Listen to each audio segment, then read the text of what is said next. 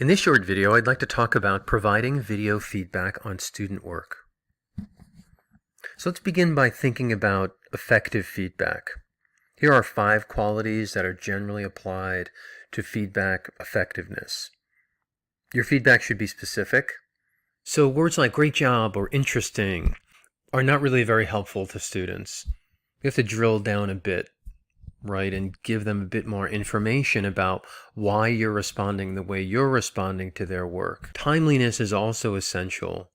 So the gap between student submission and instructor feedback should be as small as reasonably possible. This can be really challenging from our perspective as teachers, but the sooner the students get the feedback, the more they're still in the space to integrate that feedback, and so it's meaningful.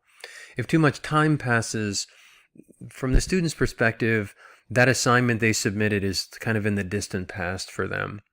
Also, we want to give feedback so students have enough time to integrate those suggestions into their next attempt. Effective feedback is also goal-oriented. We need to bear in mind what students are working towards in this particular assignment submission, and bear that goal in mind when we're providing feedback. So remember, in effective course design, student assessments are aligned with course goals. So when students are completing an assessment that's aligned with course goals, our feedback should bear that goal in mind and give the students some sense of how they're progressing toward that goal. The idea of careful presentation is what makes video feedback, to my mind, really effective. This is not to suggest that text-based feedback is ineffective. We've been giving text-based feedback really since there have been assignments. But video feedback affords me access to additional tools that text-based feedback does not. So I can use my tone of voice. I can muse over the student's paper a bit. I can talk to them more personally. I can use their name in my sentences. And it gives the students the sense that their assignment response is important to me. And this ties in really with regular and meaningful. How often do I give feedback? What are the different kinds of feedback that I will give? And when can they expect it? So am I only giving feedback on larger, more formal types of assessments? Do students get feedback on every homework assignment and every quiz? I'm not suggesting they should, but I think you need to develop a feedback plan and communicate that plan to the students so they know, okay, on this kind of assignment, you can expect this kind of feedback. By meaningful, I'm attempting to communicate that the feedback is related to the student's development. It's involving them in the learning process. So let's talk a little bit more about this idea of meaningful. Video feedback can tell a story. Think about when we provide feedback on student papers currently. We tend to make that feedback one paper at a time. And it's hard for us and the students to create like a narrative about their development. But in video feedback, I can look at all the students' papers at once. So let's say I'm providing feedback on their second paper. I can pull up their first paper and say, hey, you remember in the first paper I talked with you about this, and here in your second paper, you're no longer doing this. So I'm just sharing that with you because I want you to understand that I see that growth. Or it could be the opposite. Could be, hey, Steve, I noticed in your first paper, you're writing in this sort of way, and that was unclear to me. And although you've taken some steps to kind of change that approach, you're still doing it here. So I want you to notice the similarity of these 2 paragraphs.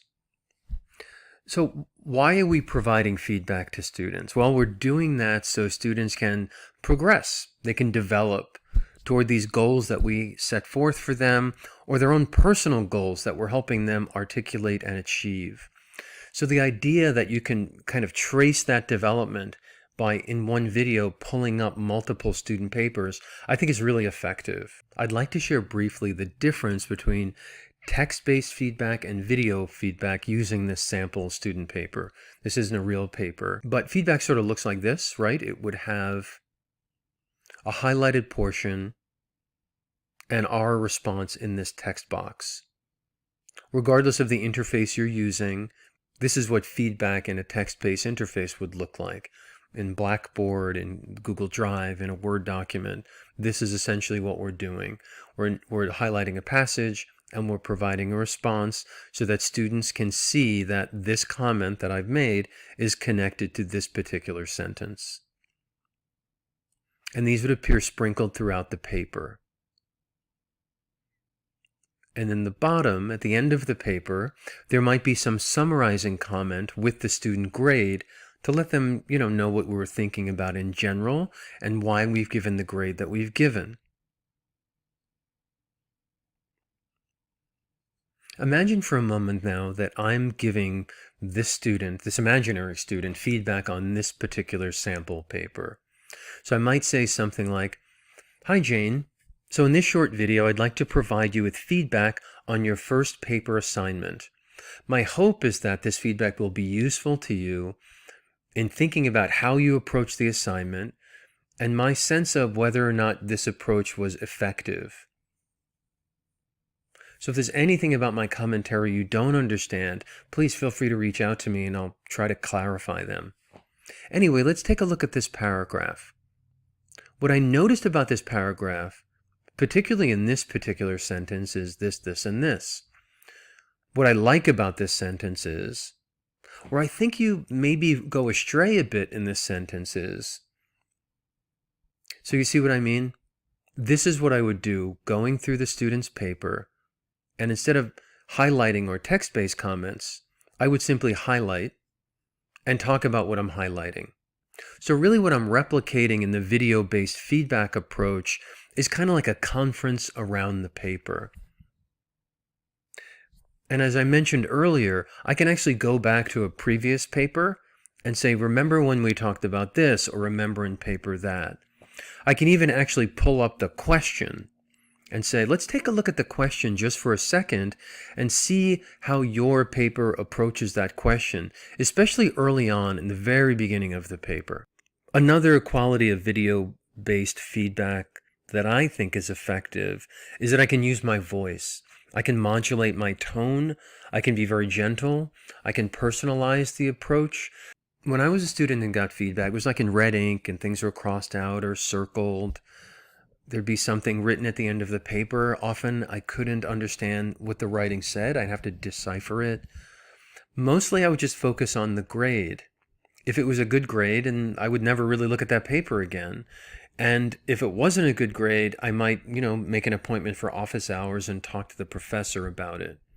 Now, I'm not saying that video-based feedback eliminates the need for office hours. Why would you want to even do that?